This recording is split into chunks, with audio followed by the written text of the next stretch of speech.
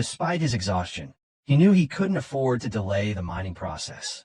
Word of Perdium securing the runestone vein would spread quickly, and it would soon reach the ears of those who sought to claim the estate for themselves. Deciding to leave the rest to the trio, Ghislain turned to head back, though with each step his breathing grew heavier.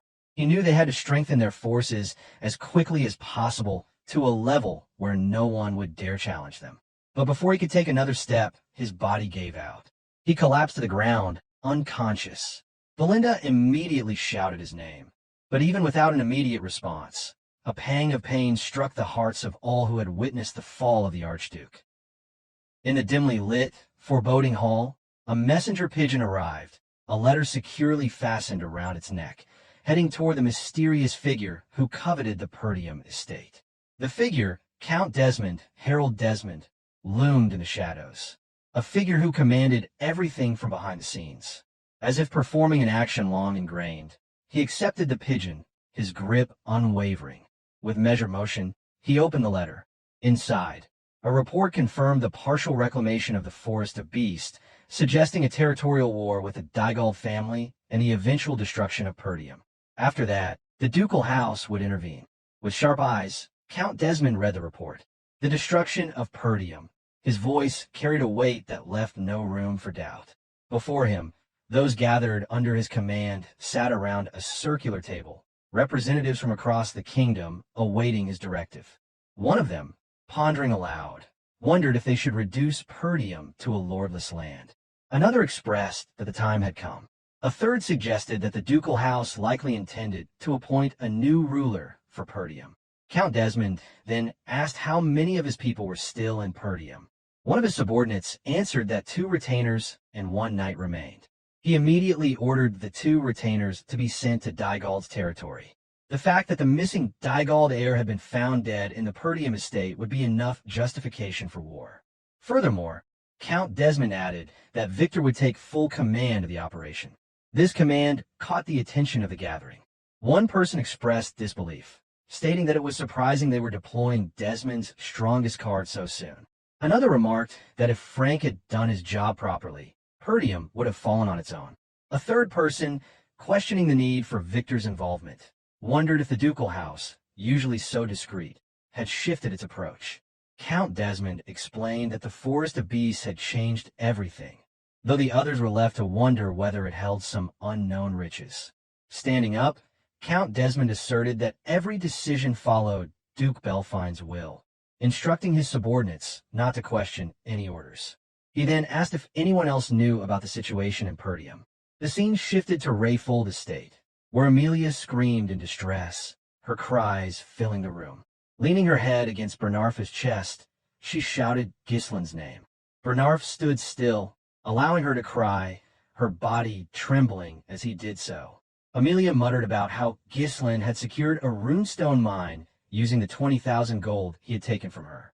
Even after sending the wildcats, they had failed to kill him. She had even humbled herself before her father to cut off Perdium's funding. The realization burned, and it had all made her look like a fool. With a calm voice, Bernarf suggested that Amelia was not acting like herself. Taking a long breath, Amelia acknowledged it, admitting she had let her emotions take over. She quickly gathered herself and turned to her table, stating that what was done was done. It was clear she was already plotting her next move and started cooking, focusing on both Ghislain and Perdium. Bernarf, sensing her renewed determination, smiled and offered to follow any order she gave. Amelia explained that now that they had discovered the runestone mine, Perdium's financial troubles would soon end. Bernarf mused that a celebration might be underway there. However, Amelia pointed out that the important thing was that they hadn't sold the runestones yet. According to their latest intelligence, the runestones had only been secured 2 days ago, which wasn't enough time to establish a reliable supply chain. She decided they would exploit that weakness. Amelia concluded that the only place in the north where they could sell the runestones was the Crimson Magic Tower, ruled by the 7th Circle Archmage Delmud, known as the Tower of Advancement. Runestones were essential for magical research, and magic towers always took securing such supplies seriously. She commanded Bernarf to set up an ambush with wildcats along the main route to the northern tower. Their target wouldn't be Ghislain but the workers transporting the runestones. They would disrupt the transportation, causing chaos, and in the confusion, they would seize the runestones. Bernarf raised a suggestion about the Scarlet Flame Tower in the Bryven territory, but Amelia reassured him, explaining that the Crimson Tower had been in decline and that Ghislain would never seek the lower-paying tower when the Crimson Magic Tower would offer more. Amelia's voice was filled with determination as she proclaimed that this time, she would take everything from Ghislain Perdium. Meanwhile, at the Perdium estate, Ghislain rested, having been worn out from the battle with the beast. Though valiant in his fight, his body had finally given in, requiring time to recover fully. When Ghislain had been swallowed whole by the blood python, survival had seemed impossible. After all, he was only human. The blood python, a predator of its level, had its own process for digesting prey. Before passing food into its esophagus, the snake secreted venom to dissolve its prey for easier digestion. However, the mana released from Ghislain's third core burned the venom upon contact, preventing it from invading his body. The toxic fumes created in the process, though, filled the air, making it a deadly environment for anyone attempting to breathe. Most prey would have lost consciousness or died during the process, but Ghislain, bearing the future of his estate on his shoulders, told himself to endure. If he lost consciousness inside the blood python's mouth, everything would be over. The expedition, his precious family, and his future would be lost. In that critical moment, knowing he could not avoid the poison, Ghislain decided to make it his own. He channeled the poison that had entered his body, attempting to absorb it into his mana core. Using the fierce rotation of mana within his core, he worked to neutralize the poison. This technique, requiring delicate mana control, could only be achieved by those who had reached superhuman levels, and Ghislain attempted it. He could not be certain of his success, but he decided to try. He used it as an alternative fuel to withstand mana explosions, and this, he believed, was how he would break free from the blood python's grasp. After 2 days of sleep, Ghislain finally woke up. To his surprise, the usual aches in his body were gone. Instead, he felt refreshed. As his memories slowly returned, he sat up, feeling a haze in his mind. He wondered where he was. He remembered receiving forgiveness from his father, but everything after that was unclear. As he gathered his thoughts, he noticed Elena sitting by his bed, as though she had been tending to him the whole time he had been unconscious, waiting for her brother to wake up. Without warning, Elena rushed toward him and hugged him tightly, relieved to see him awake. She explained that he had woken up after 2 days, and after leaving without a word, he had suddenly collapsed upon his return. A flood of emotions overtook her, but once the initial worry faded, her voice softened, greeting him with a familiar warmth. Still trying to make sense of everything, Ghislain nervously muttered her name.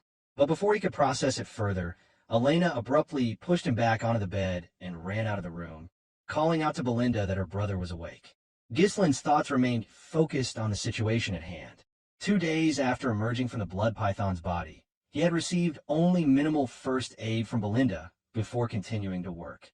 He had tried to endure until the runestones were sold, but his young body had not been able to handle it, causing him to collapse. His thoughts deepened as he reflected on his recklessness. Considering how reckless he had been, Ghislain realized his body was in surprisingly good condition. Sleeping for just 2 days shouldn't have been enough to recover from such damage. He assessed his body and noted something strange. His recovery rate had drastically improved, and his mana capacity had increased. When he tried to gather his mana, he noticed that its nature had changed.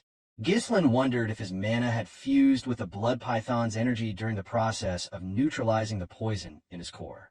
He murmured to himself that he never knew in his past life that he could grow stronger in such a way. The risk he had taken had certainly paid off. He would need to run some tests after dealing with more pressing matters. One thing was certain, which if this method worked, he could become dozens of times stronger in no time. A content smile crossed his face, but his focus quickly shifted to the matter at hand. Selling the runestones was now the priority. 2 days had passed, and by now, everyone who needed to know about the runestone mine was already aware. Ghislain quickly got dressed, intending to gather the mercenaries immediately. Just then, someone knocked on his door. He assumed it was Belinda and called out to her, telling her there was no need to knock.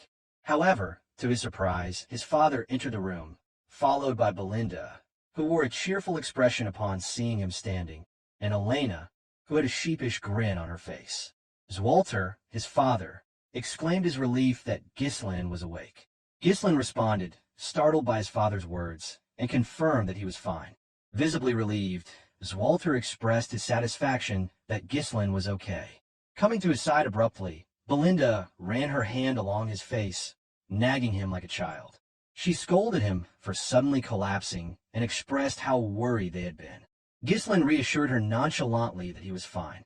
Zwalter stepped closer to Ghislain, asking if they could talk.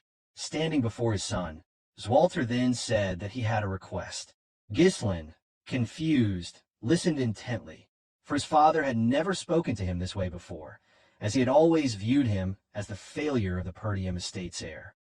So, friends, this chapter comes to an end. What will happen next? We'll uncover it in the next chapter. Don't forget to rate this chapter out of 10 in the comments. We'll see you in the next video. Until then, take care and goodbye. Don't forget to like the video and subscribe to the channel.